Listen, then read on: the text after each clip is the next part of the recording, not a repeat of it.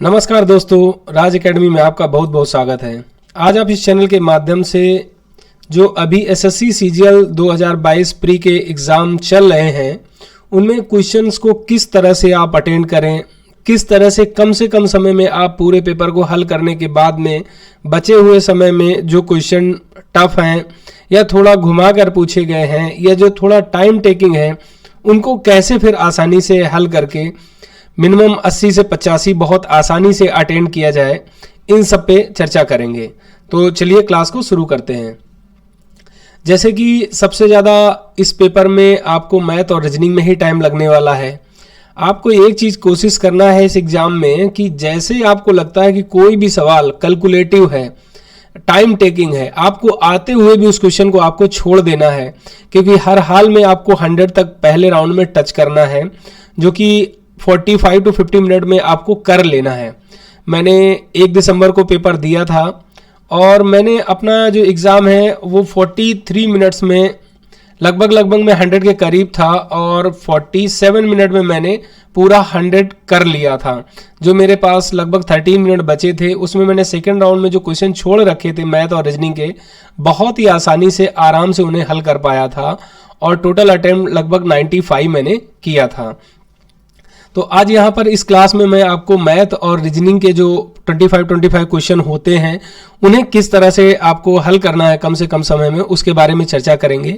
और यहाँ पर जो क्वेश्चन है ये ओरिजिनल एसएससी का पेपर जो 2017 में लिया गया है उसके क्वेश्चन हैं और अभी जो एग्ज़ाम हो रहा है वो लगभग 2017 के क्वेश्चन से मिलता जुलता एग्ज़ाम हो रहा है, वही लेवल है।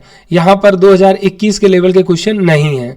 तो आपको अगर अभी जिसका एग्ज़ाम 13 तक है उसे 2017 के जो पेपर हैं प्री के उनको एक बार रिवाइज करना चाहिए, उनको देखना चाहिए और 1 घंटे में उन्हें किस तरह से हैंडल करना है वो सब चीज़ें उन्हें करना चाहिए। तो चलिए जैसे इस क्लास को अभी हम शुरू करते हैं। अब जैसे पहला क्वेश्चन है तो इस तरह के क्वेश्चन तो बहुत आसान होते हैं, इनमें कुछ ज़्यादा नहीं है तो इनको तुरंत अटेंड करना है। जैसे लिखा है धन अमीर, तो अमीर आदमी के पास क्या होता है? धन होता है। तो विद्वान आदमी के पास क्या होगा? ज्ञान होगा, क्योंकि स्कूल और परिहास युक्त लैंग्वेज यहाँ कोई इसमें नहीं होगा। तो इस तरह से इसका आंसर क्या हो जाएगा? ए हो जाएगा। अगला क्वेश्चन देखते हैं। ऐसे क्वेश्चन को तुरंत छोड़ देना है, ये सेकंड राउंड के लिए रखना। क्यों? यदि आपको आसान लगता है और आपका लॉजिक फिट बैठता है तो ठीक है, अदरवाइज क्या होगा, ये बहुत सारा टाइम आपका ले जाएगा और आपको इसी में फिर क्या होगा, बाद में टाइम कम पड़ जाएगा। तो इस क्वेश्चन को अभी हम छोड़ देते हैं, ठीक है। अगला क्वेश्चन देखते हैं। जब इस तरह का क्वेश्चन हो तो ऐसे क्वेश्चनों को हल करने के लिए आपको क्या करना है? सबसे पहले तुरंत इनकी नंबरिंग कर लेना है। कभी भी बैठ करके यहाँ से यहाँ ऐसे मैच नहीं कराते रहना है, उसमें आपका बहुत सारा टाइम बर्बाद हो जाएगा। अब जैसे इसी को आपको लगाना है तो कैसे लगाएंगे? 2, डी का 4 और जी का 7 होता है, चूंकि एफ का 6 तो जी का 7। अब यहाँ पर करेंगे तो 8 और जे का 10 और इसका 13। आपको क्या दिखा है यहाँ पर? इन दोनों का डिफरेंस 6 है, इसका भी डिफरेंस 6 है, इसका भी डिफरेंस 6 है। अब आपको पता चल गया कि 6 का डिफरेंस है, इससे 6 प्लस आ रहा है। तो अब इसके बाद इसका लिखने की आपको जरूरत नहीं पड़ने वाली, क्योंकि पी का कितना होता है? 16, और तो 16 6 22, तो 22 क्या होगा? यू के बाद वी 22 होता है, क्योंकि टी 20 होता है। यदि आपको सारे नंबर एबीसीडी में नहीं रटे हैं तो बीच बीच के कुछ नंबर याद होना चाहिए। जैसे टी 20 है तो टी यू वी, तो 22 क्या होगा? वी।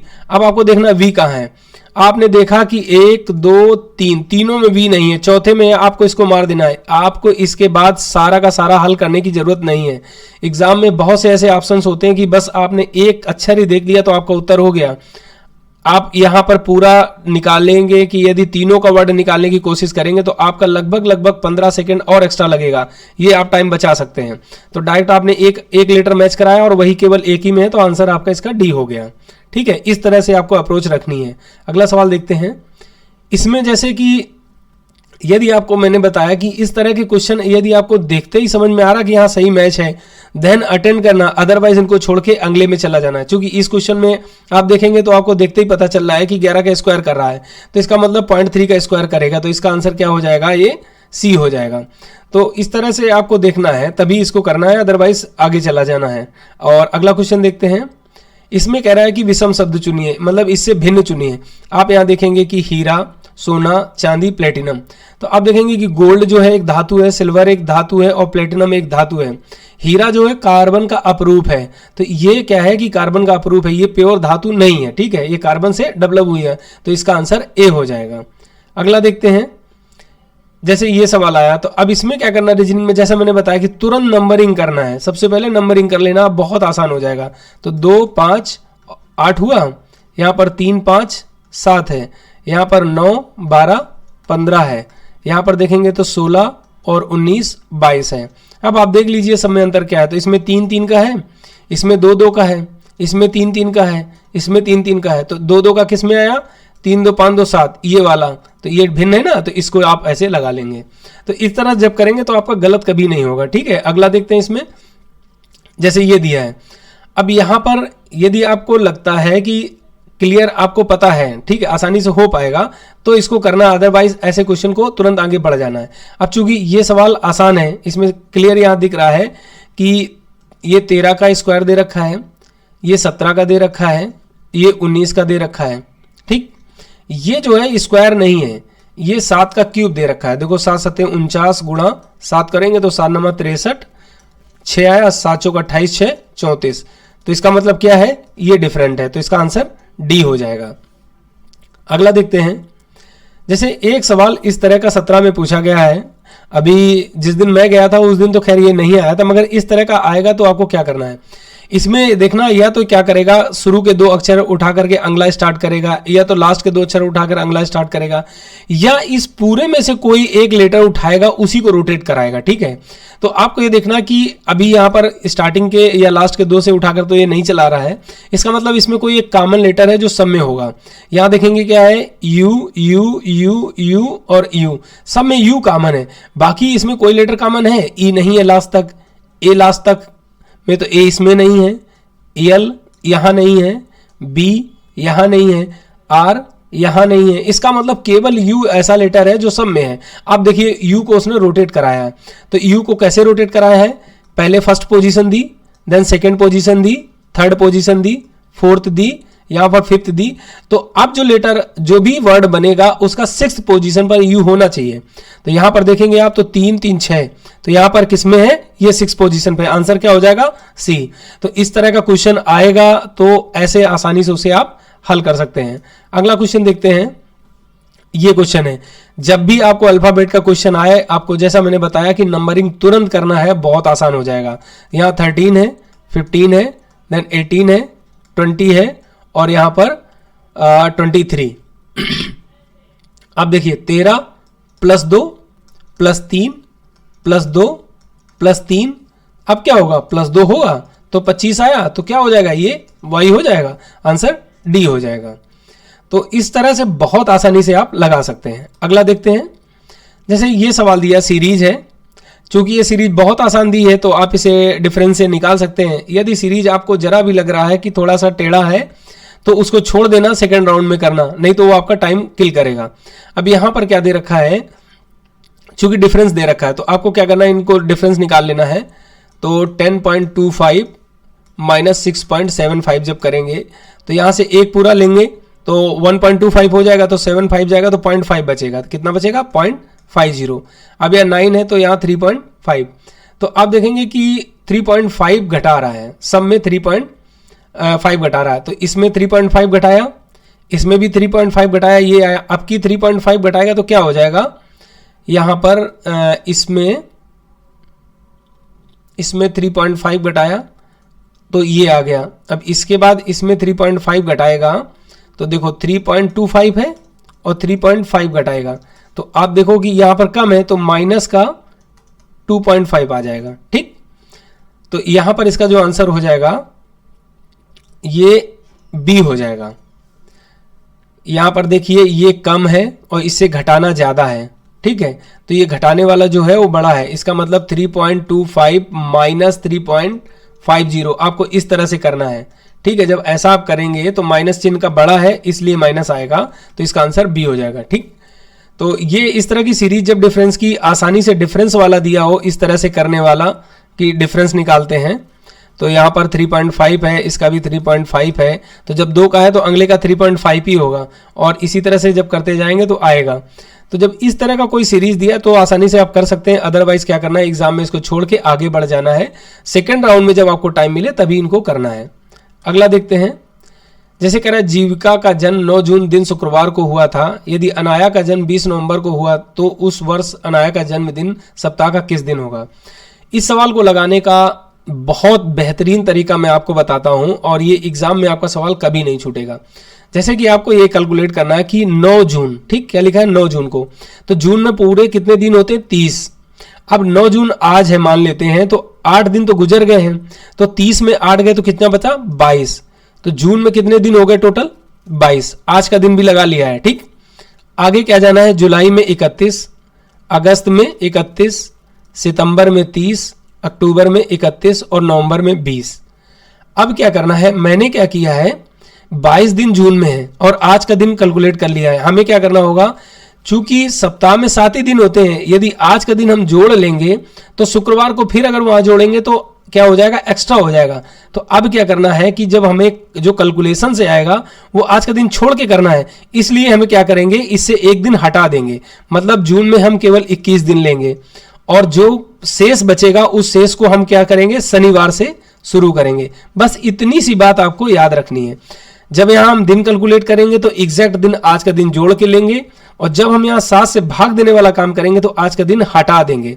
अब देखो, जून में जब भाग देंगे तो 7 का 21 0 हो गया, जुलाई में देंगे तो 7 चौक 28 3, यहां पर भी 3, यहां पर कितना हो जाएगा 2, यहां पर कितना हो जाएगा 3, और 7 दूनी 14 6 20, 3 का 9 6 15 2 17 आया, 7 से भाग देंगे, 7 दूनी 14 3 17, बचा 3। शुरू कहां से करेंगे, मैंने बताया शनिवार से, तो शनिवार इतवार सोमवार, तो इसका आंसर क्या हो जाएगा, बी। तो बहुत आसान है इस तरह से निकालना। हमेशा याद रखना कि जो दिन है वो आज के दिन तक का जोड़ लेना है, बट जब फाइनल 7 से डिवाइड करना तो आज का दिन हटा देना है, क्योंकि आज के दिन हटा करके जब भी हमारा जो शेष बचेगा उससे नेक्स्ट डे हम शुरू करेंगे। यही अगर पीछे की डेट की बात करें तो आज के दिन का हटा करके हम क्या करेंगे, शुक्रवार के पहले क्या आता है, बृहस्पति आता है, तो बृहस्पति से पीछे की तरफ चले जाएंगे। तो ये इस तरह से सवाल लगाए जाते हैं। अगला देखते हैं, इसमें जैसे कह रहा है 4 बक्सों का वजन इस तरह से दिया है, इसको लगाना नहीं है, एग्जाम में क्या करना है, उत्तर के साथ बस आपको मैच कराना है। अब आप ये जोड़ो, 0 से मतलब मत रखिए, आप सोचिए कि 17 बन पाएगा, इनके जोड़े से 17 बनेगा क्या, तो आप देखो 8 4 12 5 17 मतलब बनेगा, मतलब ये नहीं हो सकता है। अब 15, क्या 15 बन सकता है, बिल्कुल बन सकता है, 8 7 15 मतलब ये भी नहीं हो सकता है, क्योंकि कह रहा नहीं बनाया जा सकता है। यहां पर बहुत ध्यान से पढ़ना, कभी कभी जल्दबाजी में लोग क्या करते हैं, नहीं और हाँ का मतलब ही नहीं देखते हैं, सीधा लगाने लगते हैं, तो ज्यादातर सवालों में नहीं लिखा होता है और हाँ वाले में वो लगा देते हैं। तो यहां पर अब अगला देखेंगे, क्या 14 बनेगा, हाँ बिल्कुल बनेगा, 8 6 14 हो जाएगा, तो मतलब ये भी नहीं होगा। आपने क्या किया कि आपने गलत तुक्का मारा और आपने 3 में लगाया, फिर भी आपका समय बहुत कम लगेगा इसे लगाने की अपेक्षा, तो इसका मतलब अगला जो है वो 16 नहीं बन सकता है। देखो किसी तरह से 16 बनेगा, 8 4 12 2 14 हो जाएगा, 15 हो जाएगा, ठीक है, 4 3 7 8 15 हो जाएगा, मगर 16 किसी हाल में नहीं होगा, तो इसका आंसर जो है वो डी हो जाएगा। अगला देखते हैं, इसमें क्या है कि ऐसे सवाल को आपको क्या करना है कि एक बार सारे उत्तरों को पढ़ लेना, पढ़ते ही आपको नजर में आ जाएगा, वो वर्ड ज्यादातर आ जाता है, प्रैक्टिस करेंगे पता चल जाएगा। अब देखो जैसे स्कोर, नर्स, नाइसर और केयर करेंगे, और यहाँ सिनेरियो पढ़ा, सिनेरियो में देखो कहीं यू आ रहा नहीं आ रहा, इसमें नर्स में यू आ रहा है, तो आप एक बार रफली देखेंगे तो आपको पता चल जाएगा। तो इस तरह से इसका आंसर बी हो जाएगा, क्योंकि कह रहा नहीं बनाया जा सकता है। इस चीज को हमेशा याद रखना है कि जब सवाल को ये पढ़ लेना, बनाया जा सकता है कि नहीं बनाया जा सकता है, ठीक है। अगला देखते हैं, इसमें जैसे कह रहा है स्कैम को किस कोड में ये लिखा जा सकता है, तो ड्राई को उसी कोड में क्या लिखा जा सकता है। अभी जो सवाल में पूछा जा रहा है एग्जाम में, वो मेरी शिफ्ट में क्या आया था, इन लेटर को 3 को चेंज कर दे रहा था। जैसे एच, ये SCH लिखा है तो क्या कर दे रहा था, HCS, इन तीनों को उठा रहा था, LAM कर दे रहा था। तो बड़ा सा लेटर दे रखा था, वर्ड, बड़ा सा वर्ड दे रखा था, और उसमें क्या कर रहा था, ऐसे 3 को चेंज कर रहा था। तो इस तरह से आए तो आपको ये चीज ध्यान रखनी है। अदरवाइज अगर ऐसा नहीं है तो आपको सिंपल सा तरीका जो मैं बता रहा हूं कि बस इनके नंबर डाल देने, तुरंत आपको नंबर डालने में क्या हो जाएगा, 19 3 8 13 1 12 26, यहां क्या आया 8 24 19। आपको पूरे लिखने भी नहीं पड़े, आपको एक चीज पता चल गई, क्या पता चल गई, 27 बना रहा है। बना रहा है ना 27, छोड़ दो, आगे मत करो, सीधा आपको क्या करना है, डी का होता है 4 और आर का होता है 18 और 25। अब आप देखो 25 है, 2 चाहिए यहां पर, ये 2 चाहिए मतलब बी, हमें ये भी नहीं लगाने, देखा कि बी लास्ट में केवल एक ही में हमने आंसर ए मार देना है, पूरा का पूरा टाइम बचा लिया, हमने यहां का नहीं लिखा और इसके भी सारे नहीं किए, क्योंकि हमारा उत्तर एक यहां पर मिल गया इससे। ठीक है, अगला देखते हैं। जैसे इस तरह का सवाल है, चूंकि जब ऐसा सवाल दिया होगा तो आप इसे तुरंत करना, इसमें इसको नहीं छोड़ना है, क्योंकि इसमें आपको फिक्स है। मगर यही सवाल यदि आपको कहे कि इसको बदलने से ये होता है, इसको बदलने से ये बनेगा, उस सवाल को तुरंत छोड़ देना है, उसमें टाइम टेकिंग होगा, अगर सेट नहीं हुआ तो आपका कम से कम 2 से 3 मिनट ले जाएगा, उसे बाद में ही करना है। क्योंकि इसमें सेट नहीं करना है, इसमें जस्ट पुट करना, जो वैल्यू है वो बतानी है, तो इसको नहीं छोड़ना है। तो यहाँ 10 है, प्लस का मतलब कह रहा है यहाँ पर धन का मतलब गुणा है, आपने क्या करना, गुणा कर दिया। फिर कह रहा है यहाँ पर ऋण का मतलब धन है, तो यहाँ पे आपने धन कर दिया।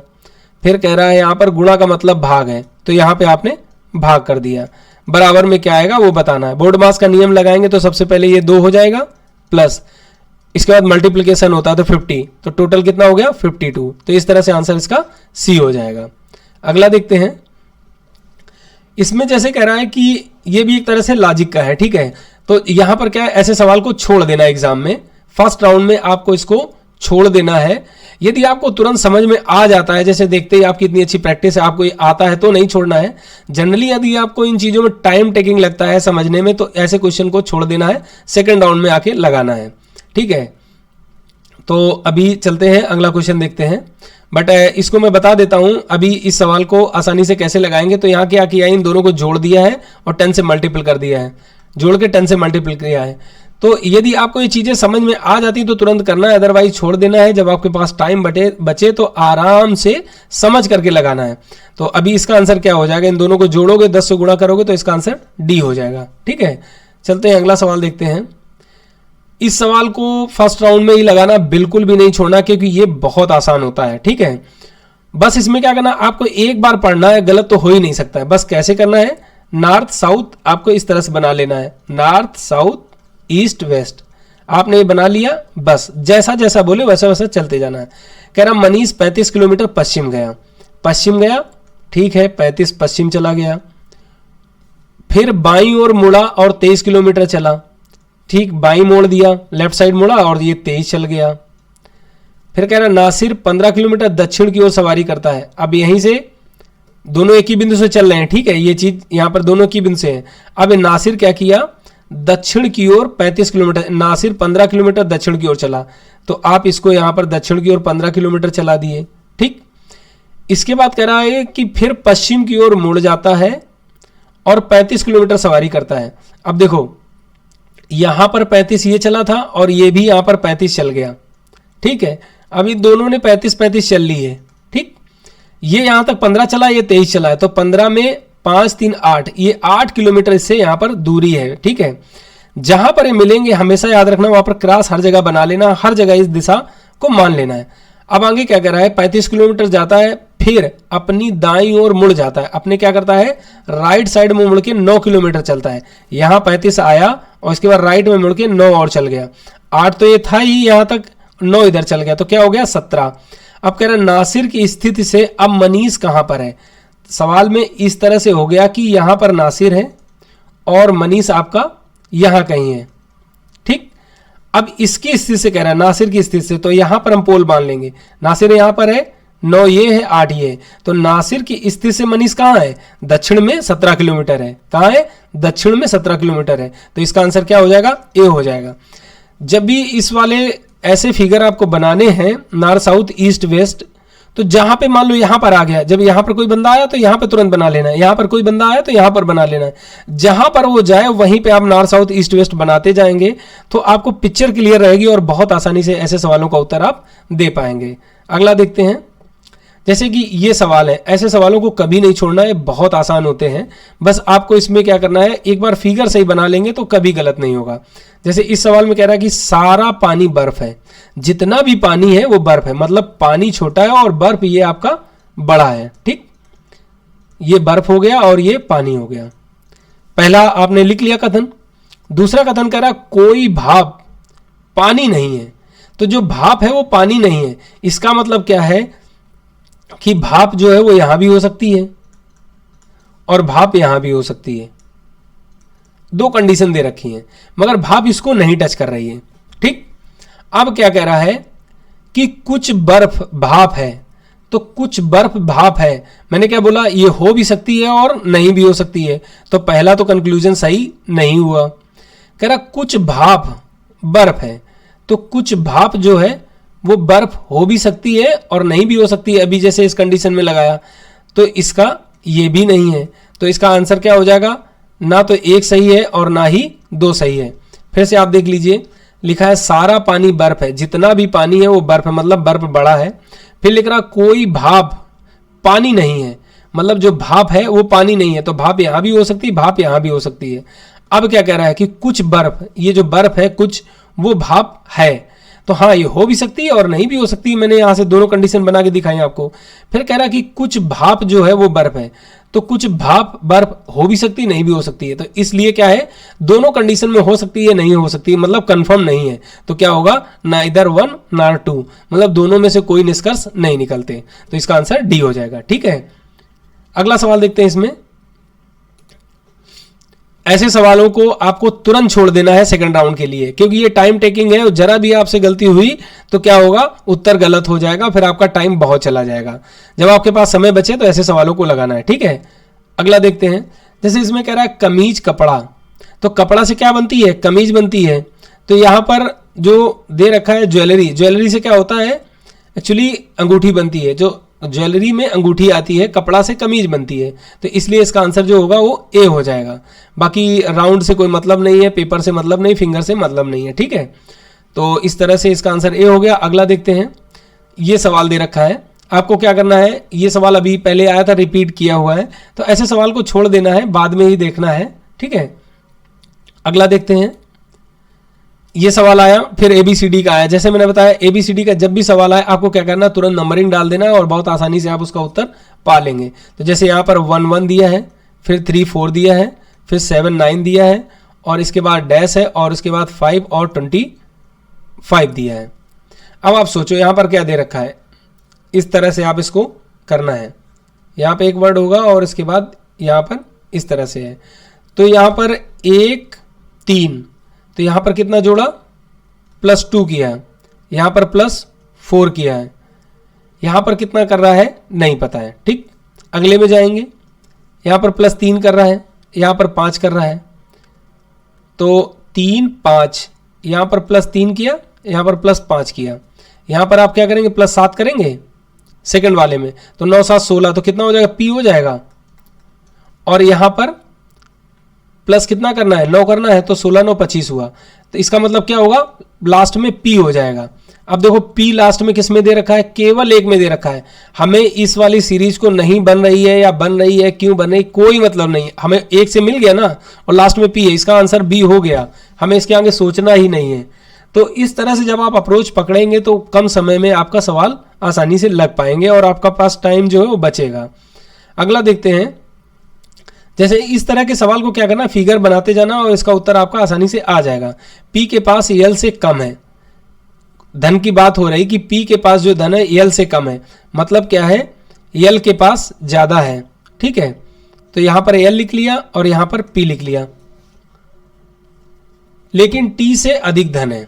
क्या कह रहा है, P के पास L से कम है लेकिन T से अधिक है, तो T कहां चला गया, सबसे पीछे चला गया। कह रहा है G के पास P से अधिक धन है, G के पास P से अधिक धन है।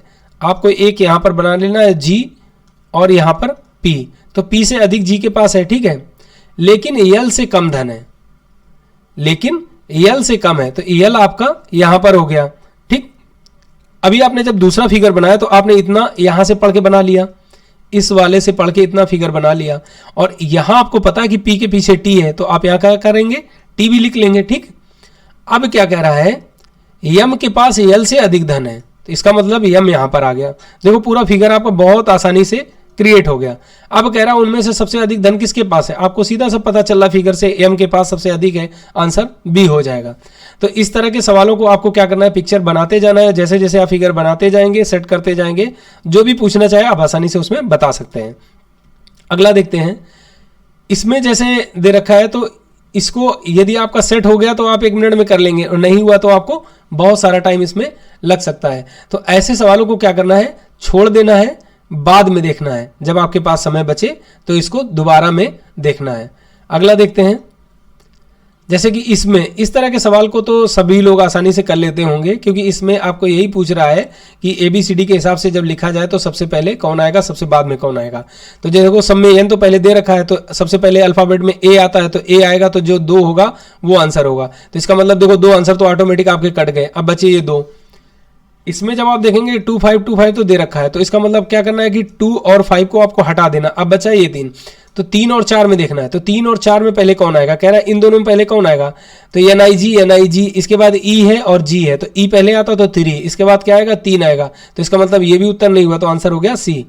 इस तरह से जब आप एलिमिनेट करना सीखेंगे तो ये सवाल लगभग 15 से 20 सेकंड में कर लेंगे। तो जो आपके पास टाइम बचेगा, तो जो लेंदी सवाल है उनमें वो टाइम आप आसानी से देंगे और फ्री माइंड से होंगे। जब आप पूरा एक बार पेपर देख चुके होंगे, आपको कोई डाउट नहीं रहेगा कि मेरा कुछ छूट रहा है। जो बचे टाइम में, जो बचेगा टाइम, उस टाइम में जब स्थिर माइंड से आप सवालों को हल करेंगे तो जो नहीं भी आ रहा होगा वो भी आपसे लगने लगेगा। इस तरह से रीजनिंग के 25 पूरे हो गए। जो छूटे हैं उनको मैं दोबारा से फिर बताऊंगा। अब मैथ देखते हैं। ठीक, मैथ में जैसे ये सवाल दे रखा है कि 65 और 80 का लघुत्तम समापवर्तक क्या होगा, मतलब इन दोनों का लासा पूछ रहा है। सबसे पहले आपको क्या करना है, या तो आप इसका लासा निकालने बैठो, और यदि नहीं निकालना तो आपको क्या करना है कि आप इनका फैक्टर देखो। तो ये क्या है, 13 5 65। क्या मतलब है कि 13 और 5 इन दोनों से डिवाइड होने वाली संख्या ही इसका क्या होगा, लासा होगा। आप देखिए ये 5 से कटेगा क्या, कभी नहीं, तो इसका उत्तर ये हो ही नहीं सकता। ये 5 से कट जाएगा, तो क्या 13 से कटेगा, कभी नहीं कटेगा। ये भी 5 से नहीं कटेगा। आपने एलिमिनेशन मेथड लगाया, बिना सवाल लगाए आपको पता चल गया कि उत्तर आपका C हो गया। तो बहुत कम समय में आप इस तरह से जब अप्रोच रखेंगे तो सवालों को लगा पाएंगे। यहाँ आपको सवाल लगाने की विधि बताने की जरूरत नहीं है। 1 घंटे में आपको 60 मिनट में आपको 100 क्वेश्चन अटेंड करने हैं। तो यहाँ पर यदि आप विधि से लगाने बैठेंगे तो हमें नहीं लगता कि 50 भी आप 1 घंटे में कर पाएंगे। यहाँ आपको कितने स्मार्टनेस दिखा करके आप बहुत जल्दी से जल्द उत्तर बस बता दें। उत्तर कैसे आया ये बताने की जरूरत नहीं है, बस आपको उत्तर आ जाना चाहिए। ठीक है, तो ये चीजों को आपको यहां पर प्रैक्टिस करना है। अगला सवाल देखते हैं। इसमें कह रहा है आकाश बलविंदर से 2 गुना अच्छा कर्मकार है। इन सवालों की मैंने एक पूरी सीरीज बनाई है वर्क एंड टाइम की, और ये 3 स्टैंडिंग लाइन मेथड से कैसा भी एग्जाम में सवाल आए आप बहुत कम समय में आसानी से लगा पाएंगे। ठीक है, यहाँ आकाश को मान लेते हैं A, बलविंदर को मान लेते हैं B। ठीक, तो ये आदमी हो गए। यहाँ हमने बनाया था दिन, और यहाँ पर काम रहता है, और यहाँ पर इनकी क्षमता रहती है। ठीक, अब इनमें आपको फीड कर देना, इन्हीं से आपका काम हो जाएगा। लिखा है आकाश बलविंदर से 2 गुना अच्छा कर्मकार है। तो बलविंदर की अगर क्षमता 1 है तो इसकी 2 क्षमता है। ये तो यहाँ पर आपको सवाल में दे दिया। दोनों एक साथ काम करते हुए एक काम को 5 दिन में पूरा कर देते हैं, तो दोनों 5 दिन में पूरा कर देते हैं। इसका मतलब दोनों की क्षमता कितनी है, 3, और दिन कितने लेते हैं, 5। तो कुल काम कितना हो गया, 15। आपने क्या कर लिया, कुल काम निकाल लिया। अब जब कुल काम निकाल लिया तो ये कितने दिन लेगा, इसकी क्षमता 1 है, 15 काम है, तो ये 15 दिन में करेगा। और इसकी क्षमता 2 है, तो ये कितने दिन में करेगा, 7.5 दिन में करेगा। देखो जो कुछ भी पूछना चाहे सब कुछ पूछ ले, सारी चीजें आपने यहाँ निकाल के रख दी हैं। कह रहा आकाश उस काम को अकेले कितने दिन में पूरा करेगा, तो भैया 7.5 दिन में करेगा। क्लियर, इससे पता चल गया, तो इसका आंसर A हो जाएगा। अगला सवाल देखते हैं। इसमें कह रहा है कि 98.56 वर्ग सेंटीमीटर पृष्ठ क्षेत्रफल वाले गोले का व्यास क्या होगा। अब गोले का पृष्ठीय क्षेत्रफल क्या होता है, तो गोले का पृष्ठीय क्षेत्रफल का फार्मूला यदि याद है तो उससे आप इसको लगा सकते हैं। क्या होता है, 4πr² होता है। ठीक, और इसके बराबर आपको कितना दे रखा है, 98.56। इसका मतलब पाई का भी मान यहाँ इस्तेमाल होगा। दूसरी चीज, जब इस तरह का दिया है तो पाई का मान में 22/7 होता है, इसका मतलब ये 11 से कटेगा। ठीक है, तो 4 इंटू यहाँ कर सकते हो 22/7 इंटू r²। अब चलो इसको 11 से काटते हैं, तो 11 दूनी 22। यहाँ जब काटोगे तो क्या हो जाएगा, 11 8 88, और उसके बाद 10 98, तो हो गया कितना, 105। तो 11 नमा 99, और 100, 11 छक्का 66। यहाँ पर 2 अंक पर आपने क्या किया, दशमलव लगा दिया। अब ये आप देखेंगे 4 से बहुत आसानी से कट रहा है, तो 4 से इसको काट दीजिए तो क्या होता है 4 दूनी 8, 4 दूनी 8 और 4 चौको 16। फिर क्या करेंगे 2 से काट देंगे तो 2 एकन 2, 2 एकन 2 और 2 दूनी 4। अब यहां पर क्या होगा, तो गोले का व्यास पूछा है तो आर स्क्वायर इक्वल टू क्या हो जाएगा 7 दूनी 14 और 7 एकन 7, 1 8 और 7 एकन 7, 2 अंक पर दशमलव आ जाएगा। तो अब इसका क्या करेंगे, वर्गमूल लेते हैं, अंडर रूट में 7.84, तो ये कितना 2 बार जाएगा तो 2 दूनी 4 और 3 7, तो 384 इनको कॉमन लेंगे और 3 2 2 4। अब यहाँ पर दशमलव लग जाएगा। इसके बाद आप इसको करेंगे तो कितना 88 64 8 बार देंगे तो क्या हो जाएगा 88 64 केरी 4 और 8 चौक 32 और 6 38। देखो ये पूरा कट गया। इसका मतलब आर बराबर कितना आ गया 2.8 सेंटीमीटर आ गया। सवाल में पूछा क्या है आपसे, व्यास पूछा है। थोड़ा इन चीजों को ध्यान देना है, जल्दबाजी नहीं करना, क्योंकि उत्तर 2.8 भी दे रखा है तो कहीं आप त्रिज्या में ही मार दें। यहां पूछा क्या है, व्यास पूछा है, तो इसका आंसर क्या हो जाएगा सी हो जाएगा। अगला सवाल देखते हैं। इसमें कह रहा है कि एक 800 रुपए की शर्ट पर 20% और 400 रुपए के ट्राउजर पर 30% की छूट पेशकश दी जाती है। यदि राम ने एक शर्ट और 3 जोड़े ट्राउजर खरीदे तो उसे कितनी प्रभावी छूट मिलेगी। ऐसे सवालों को मेरे पास कोई ट्रिक नहीं है और किसी भी फार्मूले का हम इस्तेमाल नहीं करते हैं।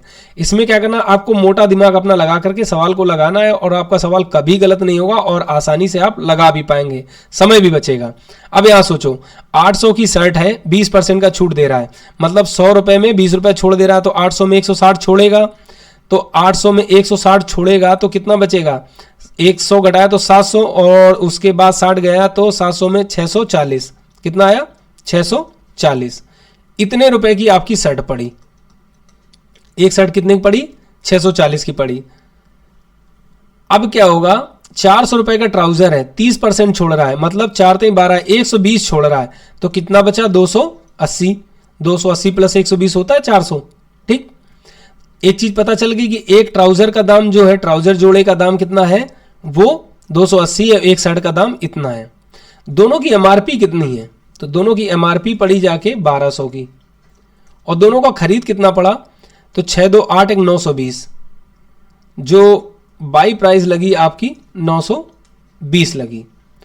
अब क्या कह रहा है कि एक शर्ट और 3 जोड़े ट्राउजर खरीदने पर, अब देखो 3 जोड़े ट्राउजर कितने 1200 के, शर्ट कितनी 800 की, तो टोटल एमआरपी पड़ी जाके यहां पर 2000 रुपए। ठीक, अब इसके बाद इसमें क्या करेंगे, एक का तो पता है, तो 3 का निकालने के लिए क्या करेंगे, 3 से इसमें गुणा करेंगे, 0 3 8 24, 3 दूना 6 और 2 8, 840 और 640, तो क्या होगा 1480 हो गया, 1480। अब हमको पता है 20 इसको देंगे तो 1500 हो जाएगा, इसका मतलब 520। कितनी छूट मिली उसको, 520 की। तो यहां पर क्या होगा, प्रतिशत छूट पूछ रहा है, तो अब आसानी से आप लगा सकते हैं। 2 0 0 कट गया, इधर से काट दिया तो कितना आ गया, 26% आ गई।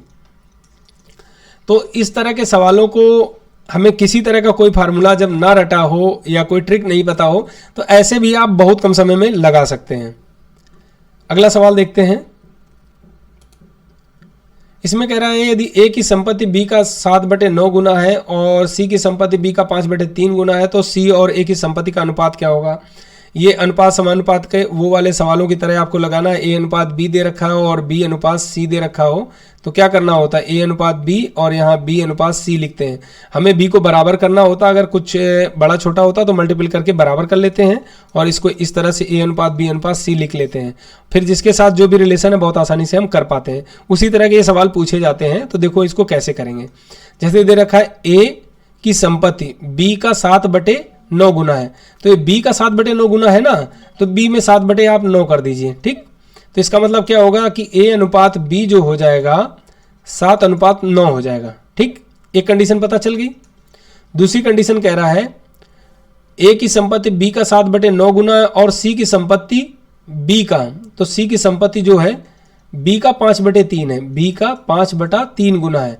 तो अब यहां क्या करना है, हमें बी अनुपात सी निकालना है। ठीक है, तो B अनुपात C निकालेंगे, इसको इधर ले जाएंगे तो क्या हो जाएगा 3:5 हो जाएगा, उल्टा कर लेना है, ठीक है। अब यहाँ क्या करेंगे आप B अनुपात C निकाल लेंगे तो वो कितना हो गया 3:5 हो गया। अब देखो यहाँ B का मान 9 है, यहाँ B का मान 3 है, क्या करना होगा 3 से गुणा कर देना होगा, तो इसका मतलब क्या हो गया 9:15 हो गया। अब आपको A अनुपात B अनुपात C आसानी से मिल गया। क्या दे रखा रिलेशन 7:9:15। अब जिसका जिसके साथ पूछे आसानी से बता सकते हैं। कह रहा C और A की संपत्ति का अनुपात क्या होगा, तो C की क्या है 15 और A की कितनी है 7, तो कितना हो जाएगा 15:7 हो जाएगा। देखो दोनों तरह के सवाल इसमें दे रखे हैं, तो कभी कभी क्या होता कैलकुलेशन में आपसे मिस्टेक हुआ तो आप ये आ गया तो ये मार देंगे, इसलिए ऐसी कैलकुलेशन को धैर्यपूर्वक करना है जिसमें सवाल इतना ज़्यादा क्लोज उसके उत्तर दे रखे हों। तो इसका आंसर क्या हो जाएगा, इस तरह से A हो जाएगा। अगला सवाल देखते हैं। इसमें कह रहा 4 लगातार विषम संख्याओं का औसत 58 है। जब भी औसत का सवाल दे रखा हो, औसत दिया हो, तो उसको तुरंत टोटल में कन्वर्ट कर लेना है। 4 दे रखा है, 4 से गुणा कर दीजिए इसमें, 4 अट्ठे 32 और 4 पंचे 20, 3 23, ठीक। मतलब क्या है 4 संख्याओं का योग ये है। अब कह रहा 4 लगातार विषम है, तो विषम मान लेते पहली अगर x होगी तो क्या करना होगा, हर एक संख्या में हमें सम संख्या जोड़नी पड़ेगी तभी तो विषम होगा। ये हो गई आपकी 4 लगातार, ठीक। तो अब क्या हुआ 4 2 6 6 12, क्या जोड़ा इसमें 12। यहां पर क्या करना होगा 4x + 12 बराबर क्या हो गया चारों संख्याओं का योग, तो कितना है 232, 12 जाएगा तो कितना आ जाएगा 220, तो 4x = 220, 4 से काटो इसको, 4 पंचे 20, 4 पंचे 20, पहली संख्या 55 आ गई। सवाल में कह रहा है सबसे बड़ी संख्या कौन होगी, तो 55 में 6 जोड़ देंगे तो कितना आ गया 61, तो आंसर क्या हो जाएगा C। अगला देखते हैं। जैसे इसमें कह रहा है यदि एक थोक व्यापारी चाय का टीन 480 रुपए में बेचता है तो उसे 4% का नुकसान हो जाता है, ठीक है। यदि उसे 625 रुपए में बेचने का फैसला करता है तो उसे लाभ प्रतिशत कितना होगा। अब देखो ऐसे सवाल को बहुत आसानी से आप ऐसे समझ सकते हैं कि जब ये विक्रय मूल्य दे रखा है और यहाँ 4% का नुकसान हो रहा है, मतलब 100 रुपए का उसने खरीदा था, ठीक, 100 रुपए का खरीदा था, 4% के नुकसान पे बेच रहा है, तो मतलब कितना 96 का बेच रहा है, ठीक। जब मान लेते हैं हम 100 रुपए खरीद रहा है तो 96 का बेच रहा है, मगर यहाँ बोल क्या रहा है, यहाँ पर कह रहा है कि 480 रुपए का बेच रहा है। आपने यहाँ क्या लिख लिया, ये खरीद रहा है और ये बेच रहा है, ये आपने बोल दिया कि ये 96 का बेच रहा है, मगर सवाल कर रहा नहीं है ये तो 480 का बेच रहा है। तो अच्छा भाई इसको मैं क्या करना 480 बनाना है, तो 480 बनाने के लिए क्या करना होगा, यहाँ पे हमें 5 से इसमें गुणा कर दूं, तो 5 से गुणा करिए तो कितना होगा 5 छक्का 30 और 5 9 45, 3 48 हो गया। तो इसका मतलब 5 का इसमें गुणा, तो 5 का गुणा इसमें भी करना होगा। अब आपने क्या दिया कि जो आपको सवाल में दे रखा वही चीज आपने बता दी।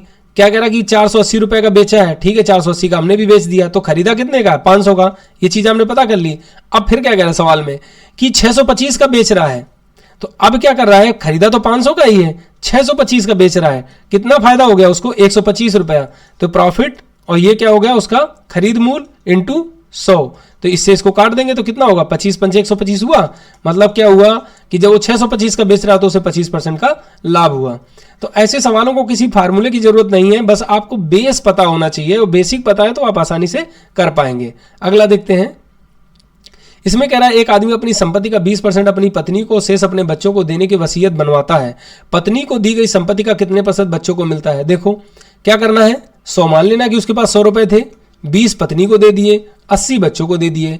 कह रहा पत्नी को दी गई संपत्ति का कितना प्रतिशत बच्चों को मिलता है, तो 20 का हम मान लेते हैं x% जो है वो 80 के बराबर है, तो इससे इसको काट दीजिए, 2 चौको 8, तो इसमें एक 0 इससे जाएगा तो कितना होगा 400%।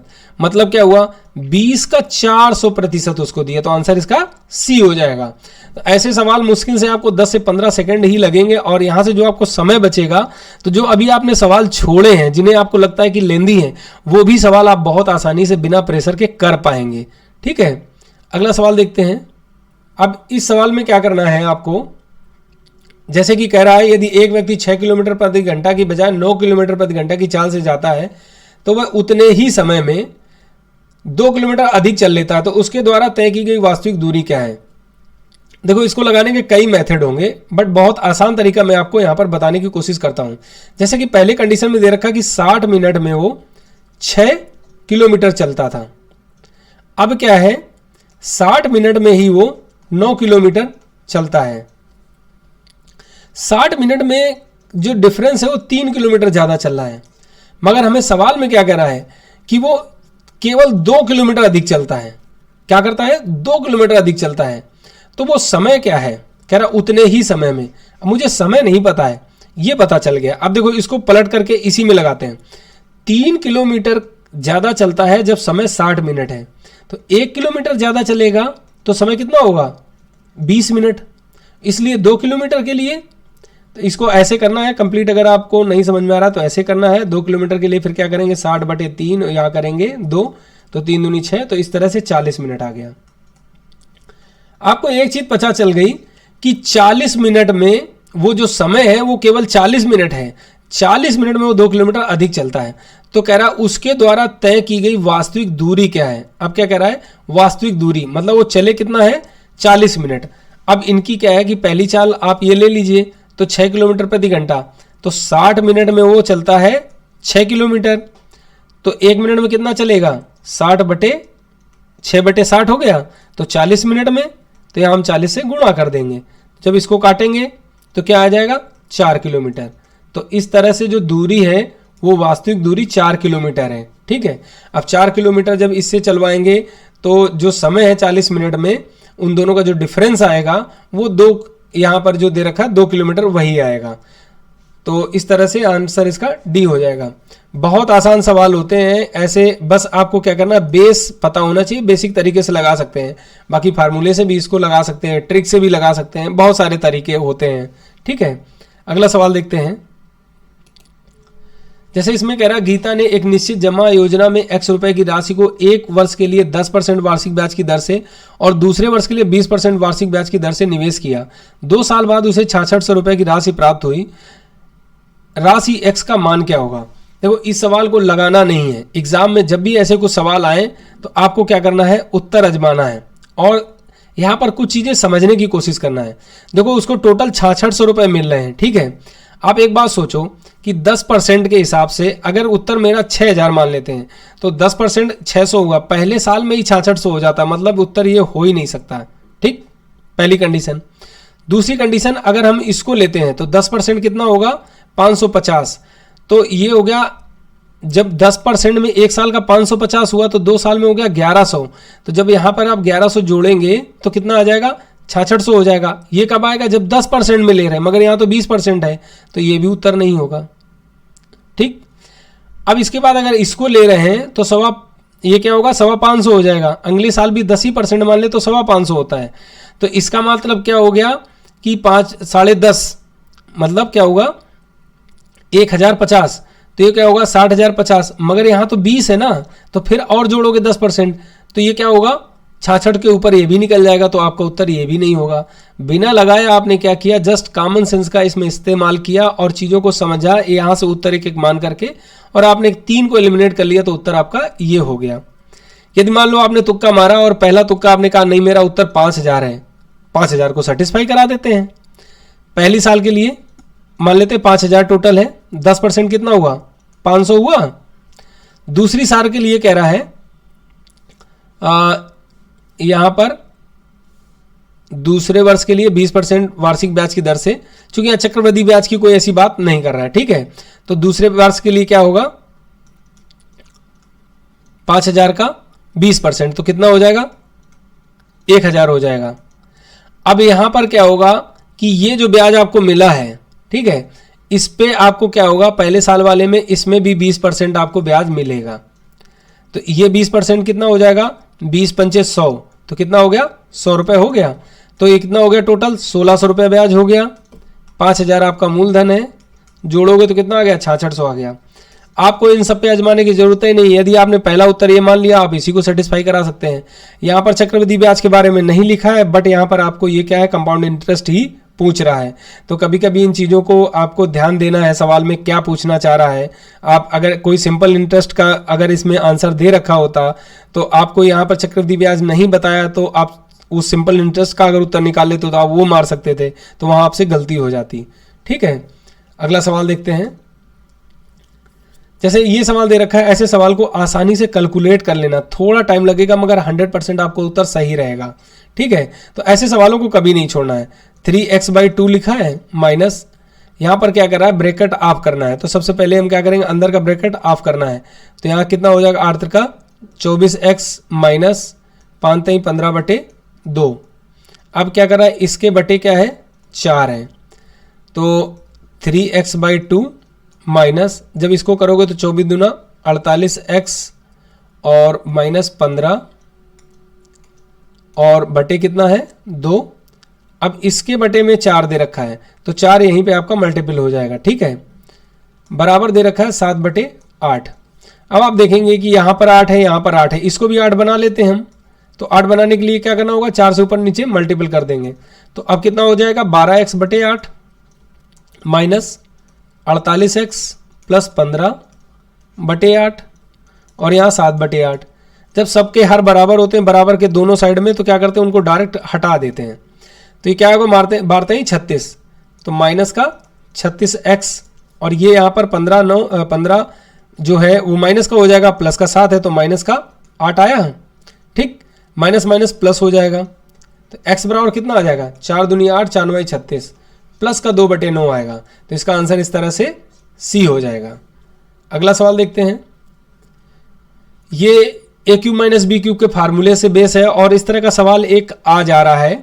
उसमें इस तरह से पूछा था, एक सवाल जैसे पूछा था कि x प्लस x⁻⁻1 इस तरह से दे रखा है।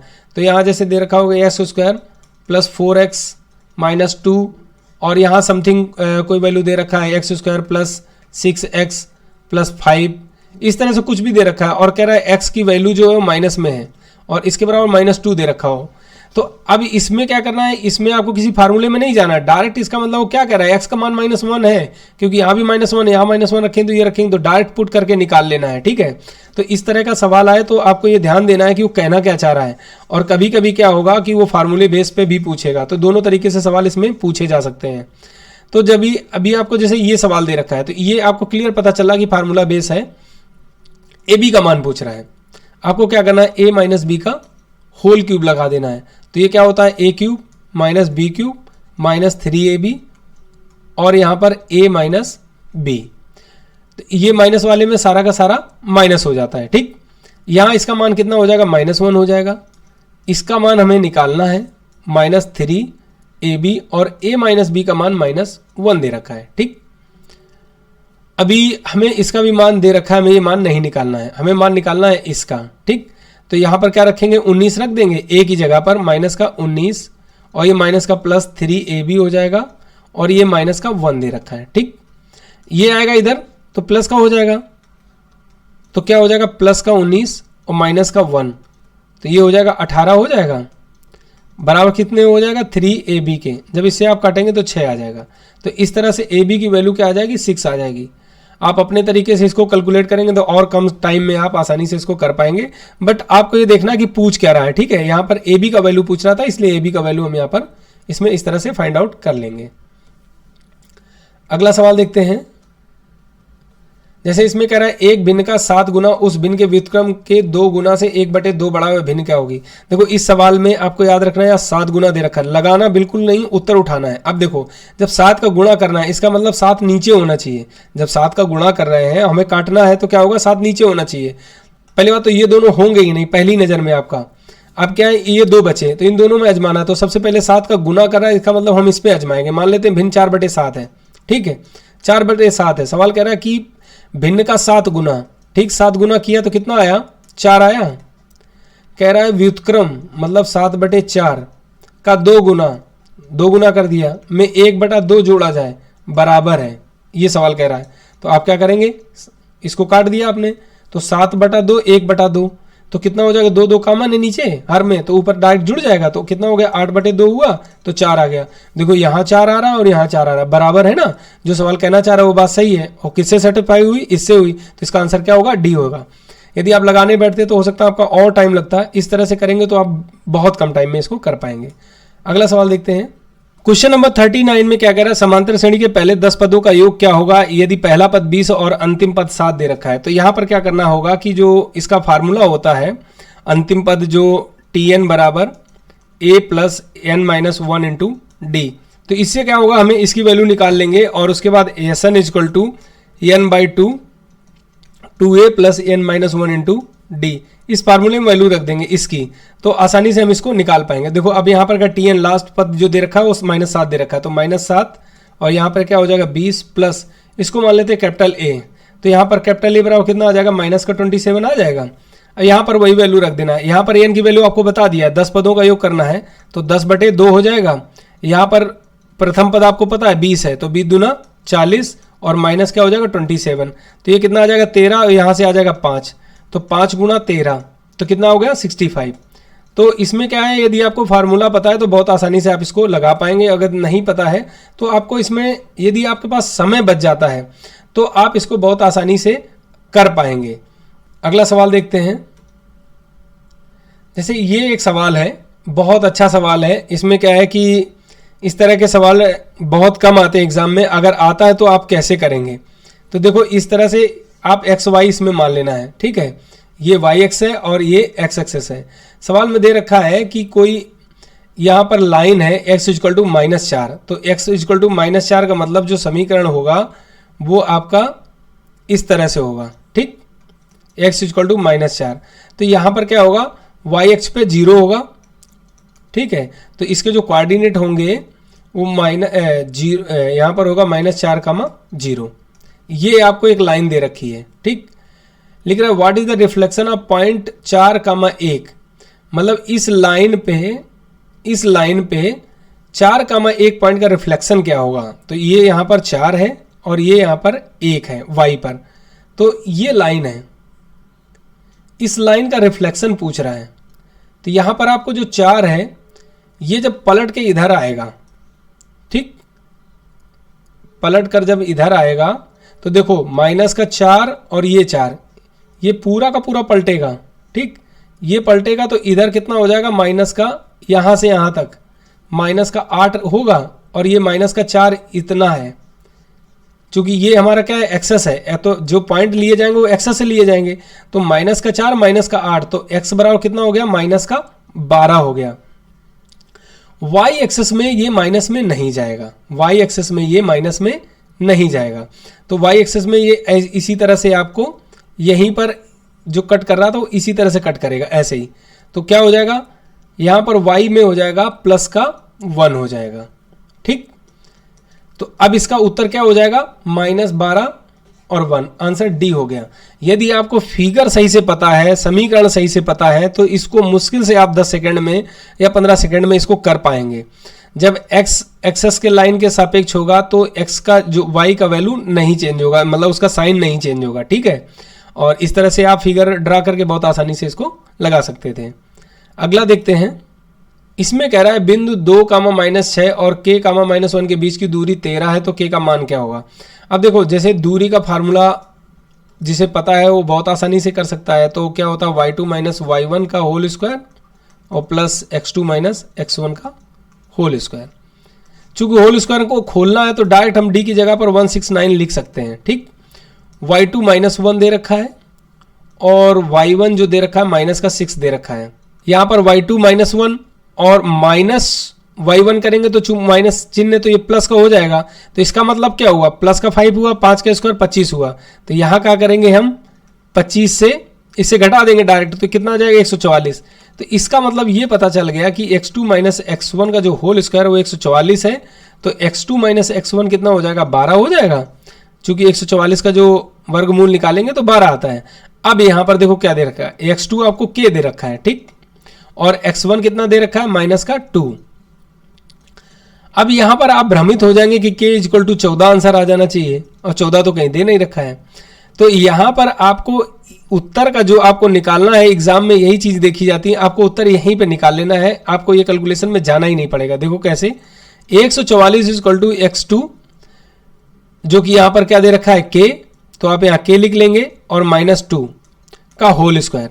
अब आप ऐसी वैल्यू k की रखिए कि इसका वर्ग करने पर 144 आ जाए। अब आप यहां पर आसानी से उत्तर निकाल लेंगे कि अगर हम k की वैल्यू जो है -10 लिख दें तो -12 का होल स्क्वायर प्लस का 144 हो जाएगा, और कोई भी वैल्यू रखेंगे तो नहीं आएगा। तो इसका आंसर इस तरह से बी हो गया। आप 3 स्टेप में इसको आसानी से लगा सकते हैं। तो कभी कभी कम सोल्यूशन निकालने में भी अच्छा रहता है। यदि यहाँ पूरा अच्छे से सॉल्व करने के चक्कर में पड़ते तो आपको लगता है कि सवाल गलत हो रहा है। यहाँ पर कम हल किया और आसानी से आप उस चीज़ को पकड़ पाए। अगला देखते हैं इसमें, जैसे इसमें कह रहा है ए बी सी डी की भुजाओं ए बी और ए सी पर डी और ई बिंदु है। तुरंत क्या करना है आपको, यहाँ पर एक फिगर ड्रा कर लेना है ए बी और सी। ठीक, सवाल में कह रहा है ए बी और ए सी पर डी और ई बिंदु हैं। ज़्यादातर इस तरह का सवाल पूछता है। दोनों क्या कह रहा है, ये पैरेलल है, इतनी बात आपको उसने बता दी। फिर कह रहा है ए डी अनुपात बी डी, ए डी अनुपात बी डी 1:4 का अनुपात दे रखा है। ये देखना अक्सर क्या होता है इसमें, इसका जो फार्मूला होता है कि area of A D E upon area of A B C is equal to क्या हो जाएगा, ए डी का होल स्क्वायर बटे ए बी का होल स्क्वायर। ये फार्मूला होता है। ठीक, अब क्या करना है, इसी फार्मूले में आपको सारी चीज़ें रख देनी है। सवाल में क्या रखा है कि ए डी ई का क्षेत्रफल 6 दे रखा है, बटे क्या हो जाएगा ए बी सी का क्षेत्रफल जो नहीं पता है। ए डी हमको पता है क्या है, 1 है, और ए बी कितनी है 1 + 4, दोनों को जोड़ दीजिए तो ये कितना हो गया 5। तो होल स्क्वायर इसका भी करेंगे, होल स्क्वायर इसका करेंगे, क्रॉस मल्टीपल कर देंगे तो त्रिभुज ए बी सी का क्षेत्रफल कितना आ जाएगा, 55 25 छक्का 150, तो 150 आ गया। सवाल में क्या कह रहा है कि हमें इसका क्षेत्रफल बताओ। आपको टोटल का पता है और इसका पता है, तो क्या करोगे 150 से 6 घटा देंगे तो सीधा 144 आ जाएगा। तो हमें जो इसका क्षेत्रफल पूछा वो हम बता सकते हैं, तो इसका आंसर सी हो जाएगा। अगला सवाल देखते हैं। इसमें कह रहा है कि 2x - 4y = -5y प्रतिच्छेद होने वाले रेखा से लंबवत रेखा का समीकरण बताओ। सवाल में यहाँ पर आपको क्या दे रखा है कि कोई एक रेखा है जो 0, -2 से होकर गुजरती है। यही चूंकि y प्रतिच्छेद -2 पर दे रखा है तो y का बराबर -2 है तो x बराबर 0 है। इस बिंदु से होकर के कोई रेखा जा रही है, उसका समीकरण बताना है जो कि इसके लंबवत है। तो जैसा कि मैंने आपको बताया, परपेंडिकुलर की जो कंडीशन होती है उसमें क्या करते हैं, a और x और y के जो गुणांक होते हैं, यहाँ पर जो गुणनखंड होते हैं जो इनके, वो क्या होता है चेंज हो जाते हैं, और यहाँ पर जो साइन होता है वो चेंज हो जाता है समीकरण में। ठीक है, यहाँ कांस्टेंट बदल जाएगा, इस कांस्टेंट को हम फाइंड आउट कर लेंगे। दूसरी चीज, एक चीज और दे रखी होगी, उस पर से कोई पॉइंट गुजर रहा होगा, वो भी चीज दे रखी होगी। इस सवाल में वही चीज दे रखी है कि y प्रतिच्छेद -2 से होने वाली रेखा, मतलब इस पॉइंट से होकर गुजर रही है और ये रेखा है, तो इस रेखा के जो परपेंडिकुलर रेखा का आपने समीकरण अपना बना लिया। ठीक है, अब इसकी वैल्यू में फाइंड आउट करनी होगी। ये समीकरण हमको दे रखा है, क्या दे रखा है, 2x - 4y = -5 दे रखा है। तो जो हमें बनानी है तो क्या बनानी होगी, यहां हो जाएगी 4x, अब चूंकि माइनस है तो यहां हो जाएगा प्लस का 2y और = क्या हो जाएगा लेमडा, जो कि मुझे पता नहीं है। अब कह रहा है कि ये समीकरण इस पॉइंट से होकर गुजरती है, इसका मतलब ये बिंदु इसमें सेटिस्फाई करेंगे। तो 4 × x का मान रख दिया प्लस 2 × y का मान रख दिया। ठीक, तो बराबर क्या हो जाएगा लेमडा। तो लेमडा बराबर कितना निकल गया है, -4 निकल गया है। हम क्या करेंगे, अब इस समीकरण में इसकी वैल्यू रख देंगे। तो जब हम यहाँ पर इसकी वैल्यू रख देंगे तो हमें समीकरण क्या प्राप्त होगा, समीकरण प्राप्त हो जाएगा 4x + 2y = -4। अब क्या करना होगा, हमें 2 कॉमन ले लेना होगा, तो 2x + y = -2। तो देखो कितना आसानी से हमें समीकरण यहाँ से हम इसको फाइंड आउट कर सकते हैं, ड्राइव कर सकते हैं, और इसका आंसर इस तरह से डी हो जाएगा। तो जब आपको चीज़ें मालूम होंगी तभी आप इन्हें आसानी से कर पाएंगे। और इसका जो फार्मूला होता है, कभी कभी फार्मूला बेस भी दे रखा होगा परपेंडिकुलर का, तो m1 × m2 = -1 होता है। इसका मतलब क्या होता है कि समीकरण में y = mx + c का जब समीकरण होता है तो ये हमारा m जो होता है वो यहाँ पर फाइंड आउट करते हैं। तो m क्या है, ये टेंजेंट है। तो अभी इस समीकरण को अगर हम इसी में बनाए तो कैसे हो जाएगा, तो 2x + 5 बराबर क्या हो जाएगा 4y हो जाएगा। तो y का जब वैल्यू यहाँ रखेंगे तो x का मान, यहाँ पर इसका जो गुणन कितना आ गया 1/2 आ गया। अब इस वाले में जब रखोगे तो y = कितना हो जाएगा -2x। तो यहाँ अगर इसको हम m1 मान लेते हैं तो इसको m2 मानेंगे, ठीक। तो m1 कितना आया आपका माइनस, यहाँ पर m1 आया 1/2 और m2 आया -2। देखो दोनों का गुणन करिए तो कितना आ जाएगा, यहाँ पर 1/2 इंटू -2, तो जब इसे 2 से 2 कट जाएगा तो -1 आ गया। तो ये जो है ये कंडीशन सेटिस्फाई कर रहा है, ठीक है। तो कभी कभी क्या होगा कि आपको दोनों समीकरण दे रखा होगा, कहेगा ये परपेंडिकुलर है कि नहीं है, तो आपको ये कंडीशन निकालनी है और इससे आप उसको आसानी से बता सकते हैं कि परपेंडिकुलर है कि नहीं है। अगला सवाल देखते हैं। जैसे कि इसमें क्या है कि ऑलरेडी मान दे रखे हैं। अभी इसमें एक चीज़ और बता देता हूँ ट्रिग्नोमेट्री में, जैसे कि आप इसमें ऑल पॉजिटिव होते हैं, ठीक, इसमें ऑल पॉजिटिव होते हैं। आपको क्या करना है, यहाँ tan थीटा मान लेना है, ठीक, यहाँ tan थीटा पॉजिटिव है, यहाँ से एक इस तरह से लाइन खींच लेना, ठीक। अब बताओ tan थीटा इक्वल टू क्या होता है, तो ये होता है sin theta upon cos theta, ठीक। अब क्या हुआ, तो यहाँ पर sin और cosec प्लस हो जाएगा और यहाँ पर cos प्लस sec प्लस हो जाएगा और यहाँ ये प्लस हो जाएगा। बस इस तरह से आप इसे याद करेंगे तो कभी जीवन में नहीं भूलेंगे। tan थीटा इक्वल टू क्या होता है, sin अपॉन cos होता है। इसमें सब पॉजिटिव होते हैं, इसमें sin और cosec पॉजिटिव होगा, इसमें tan cot पॉजिटिव होगा, इसमें cosec प्लस sec पॉजिटिव होगा, इसमें cos प्लस sec पॉजिटिव होगा। पॉजिटिव का मतलब क्या हुआ कि ये 90 प्लस थीटा से लेकर 180 माइनस थीटा तक यहाँ पर रहेगा, 180 प्लस थीटा से लेकर 270 माइनस थीटा तक यहाँ रहेगा।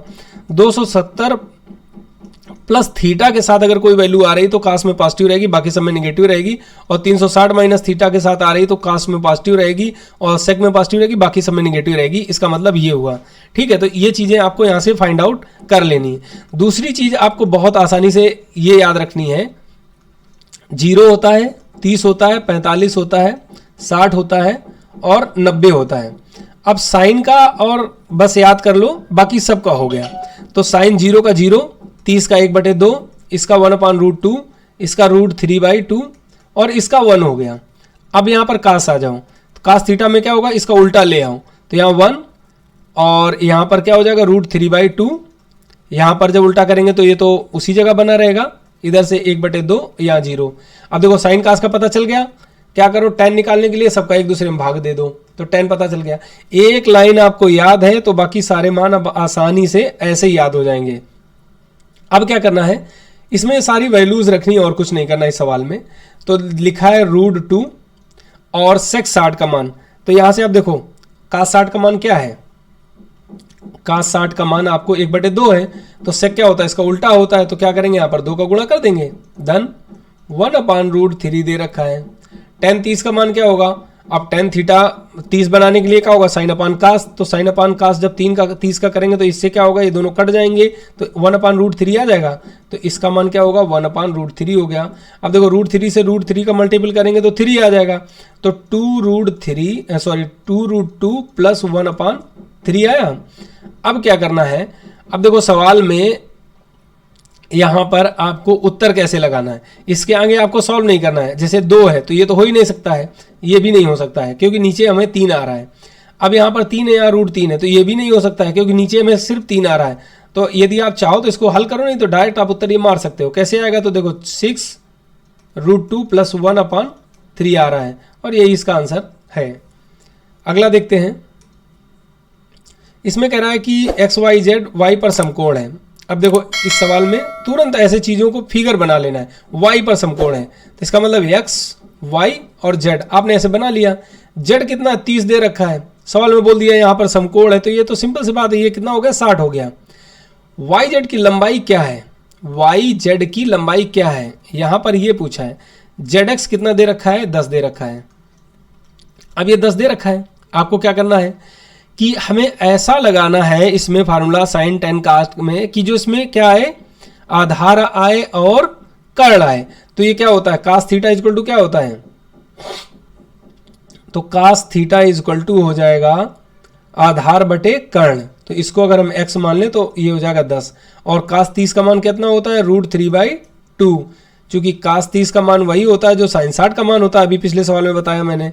तो यहाँ क्या हो जाएगा, x/10 क्रॉस मल्टीपल कर देंगे तो कितना हो जाएगा 5√3 आ जाएगा।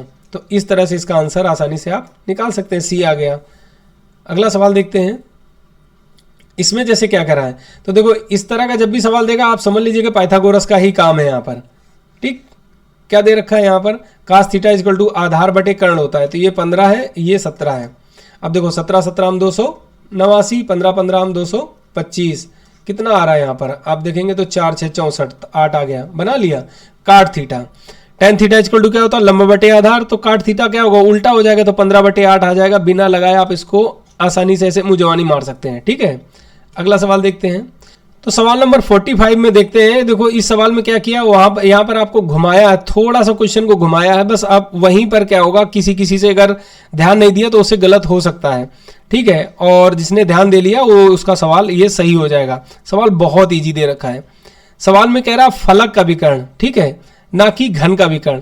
अगर घन की विकर्ण की बात करेगा तो वो हो जाएगा a√3, मगर जब फलक की बात करेगा कि फलक का विकर्ण दे रखा है किसी एक फलक, ठीक है, तो वो क्या हो जाएगा, a√2 हो जाएगा। क्या हो जाएगा, a√2 हो जाएगा, ठीक है। यहाँ फलक का विकर्ण दे रखा है, बराबर कितना दे रखा है, 10 के, तो a बराबर कितना हो जाएगा, 5√2 आ जाएगा।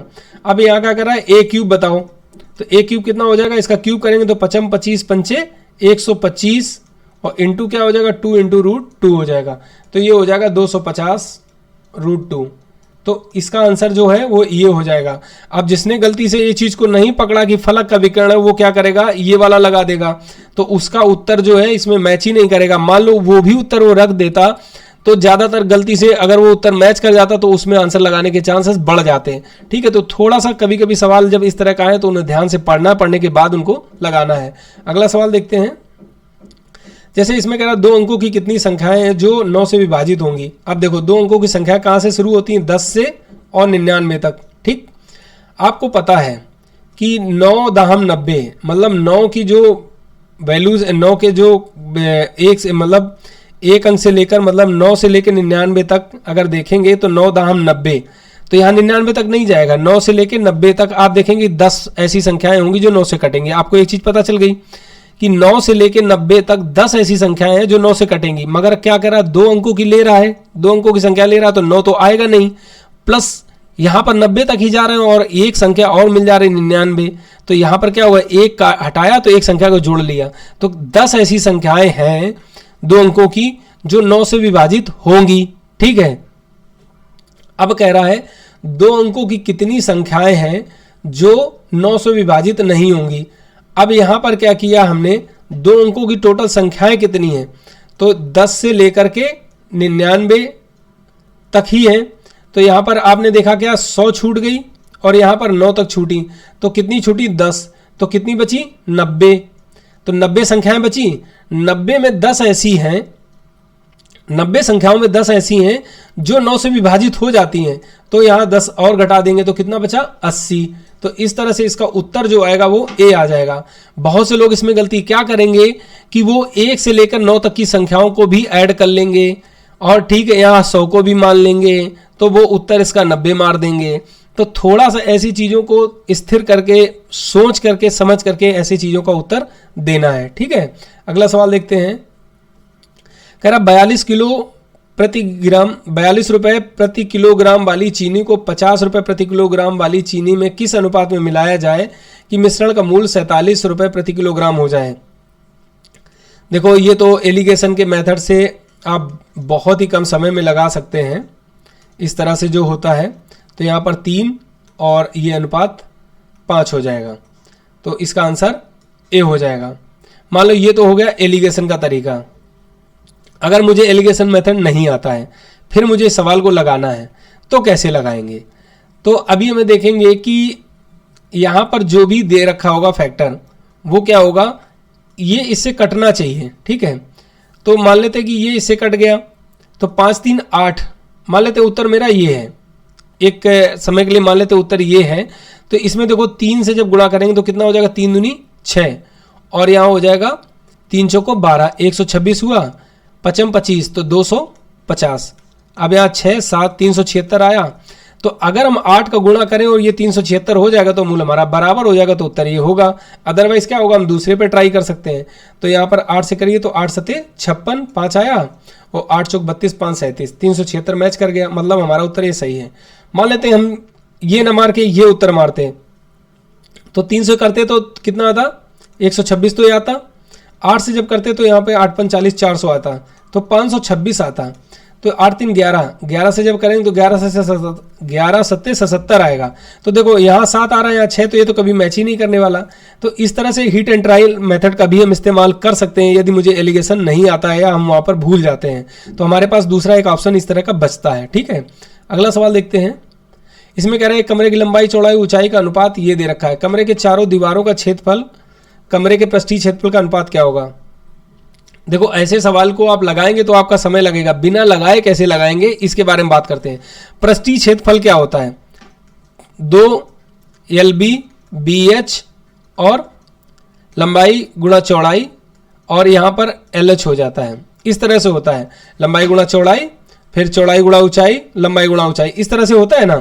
ठीक, आपको यहां से क्या देखा आपने कि इनका आपस में मल्टीपल करना है रोटेट करके, तो आप इस दोनों का मल्टीपल करिए, कितना आया 10, इन दोनों का मल्टीपल करिए, कितना आया 15, और इन दोनों का मल्टीपल कितना आया 6 आया। 15 10 25 6 31, आप देखो 31 आया। अब इसमें आप देखो कोई भी ऐसी संख्या जिसमें पीछे 31 हो या 31 का फैक्टर हो, 62 हो या कुछ भी हो, तो आपने देखा कि 31 का फैक्टर तो नहीं, बस एक 31 दिया, आंसर ये हो गया। आपको सवाल लगाना ही नहीं, अपना टाइम किल करना ही नहीं, वैसे उत्तर यही 100% आएगा। अब देखो लगाएंगे कैसे वो बता देते हैं। ये तो हो गया आप कम समय में कैसे आप अपना समय बचा के वहाँ पर स्मार्टनेस दिखा के सवाल को लगा पाएंगे। ये आपने बना लिया। यहाँ पर दे रखा लंबाई 2 दे रखी है, चौड़ाई हमें 5 दे रखी है, और ऊंचाई यहाँ पर हमें 3 दे रखी है। अब चारों दीवारों की क्षेत्रफल की बात करेगा तो इसका मतलब क्या, ऊपर नीचे का क्षेत्रफल नहीं लेना है, तो 5 दूनी 10 दूनी 20 नहीं लेना है भाई, नीचे का 10 तो ऊपर का 10, 20 नहीं लेना है। तो आप क्या करेंगे, ये 20 हटा देंगे, फिर क्या करेंगे 3 दूना 6 दूनी 12, क्योंकि एक फलक नहीं है, 2 फलक है ना। अगर हम इस फलक की लेंगे तो पीछे वाला भी है, तो 12 ले लेंगे। 5 दे 15 दूनी 30। अब क्या हो जाएगा, यहाँ पर 30 12 42 हुआ, तो इसका तो 42 हो गया। इसका आपको पता है कितना था, 2 का मल्टीपल और कर रहे थे, तो कितना हो जाता है, ये टोटल इसका जब निकालते तो 62 आ रहा था, तो ये कितना हो गया 62 हो गया। अब इसको काटो तो 21 और यहाँ पर हो जाएगा 31, देखो वही उत्तर आ रहा है। तो इस तरह से आप स्मार्टनेस दिखा के कम समय में भी इन चीज़ों को लगा सकते थे। आपको समझाने की वजह से वीडियो थोड़ा लंबा हो गया, बट यही अगर एग्जाम में मुझे लगाना होता तो मैक्सिमम मैं इसे 35 से 40 मिनट में पूरा पेपर आसानी से कर पाता। तो इस तरह से आप पेपर को लगाएं, प्रैक्टिस करें, 17 वाले सारे पेपर जो हैं उनको प्रैक्टिस करें। हर हाल में आपका प्री बहुत आसानी से हो जाएगा। प्री का जो पेपर का लेवल है बहुत ज़्यादा हार्ड नहीं है, तो ज़्यादा प्रेशर में नहीं रहना है, बट कोशिश ये करना है कि जो सवाल आपको थोड़ा भी टाइम टेकिंग लग रहा है उसे छोड़ देना है। ठीक है, बेस्ट ऑफ लक।